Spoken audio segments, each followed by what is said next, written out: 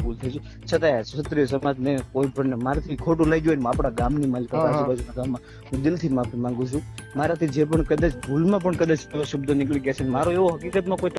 તો હેલો મિત્રો નમસ્કાર. તો આપણે વિડીયો લઈને આવી ગયા છીએ. તો આપણે વિડીયો વિશે વાત કરવાની છે. તો હાલ આ માફીનો સોશિયલ મીડિયા પર ખૂબ જ વિડીયો વાયરલ થઈ રહ્યો છે દોસ્તો. આ ભાઈએ કયા વિડીયોની માફી માંગી છે તો આપણે એના વિશે ચર્ચા કરવા જઈ રહ્યા છીએ. પણ એ પહેલાં તમે નવા હોય તો અમારી ચેનલ સબસ્ક્રાઈબર કરી લેજો, તેથી કરી આવા નવા વિડીયો હું તમારા માટે લાવતો હશું દોસ્તો.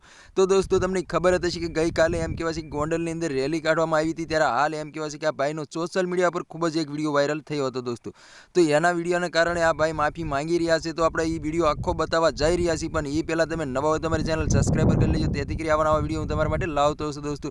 તો હાલ એમ કહેવાય છે કે દલિત સમાજના ભાઈએ આ માફી માંગી છે દોસ્તો. એ વિડીયો તમને આખો બતાવવા જઈ રહ્યો છે દોસ્તો. તો તમને ખબર હતી કે ગણેશ ગોંડલ એમ કહેવાય છે કે જે દલિત સમાજના યુવાનને માર્યો હતો, ત્યાર પછી સોશિયલ મીડિયા પર ખૂબ જ વિરોધના વિડીયો વાયરલ થયા હતા દોસ્તો, અને ઘણા બધા સપોર્ટના પણ વિડીયો વાયરલ થયા હતા દોસ્તો. ત્યારે હાલ એમ કહેવાય છે કે આ ભાઈનો કાલે એક વિડીયો વાયરલ થયો હતો, એની માફી માંગી રહ્યા. તો દોસ્તો એન્ટ લગી બન્યા રહેજો, હું તમને આખો વિડીયો બતાવવા જઈ રહ્યો છું. પણ એ પહેલાં તમે નવા હોય તમારી ચેનલ સબસ્ક્રાઈબર કરી લેજો, તેથી કરી આવા નવા વિડીયો હું તમારા માટે લાવતો હશું દોસ્તો. તો તમને ખબર હતી કે ગોંડલનું સારું એવું કામ પણ કરતા હતા અને સારું એવું નામ પણ હતું ગણેશ ગોંડલનું દોસ્તો. હાલ એમ કહેવાય છે કે નાની અમથી ભૂલના કારણે એ જેલના હવાલે ગયા છે દોસ્તો. હાલ એમ કહેવાય છે કે ગોંડલની અંદર રેલી કાઢવામાં આવી હતી દલિત સમાજની. તો દોસ્તો હું તમને વિડીયો બતાવવા જઈ રહ્યો છું, તો જોઈ લો આ વિડીયો.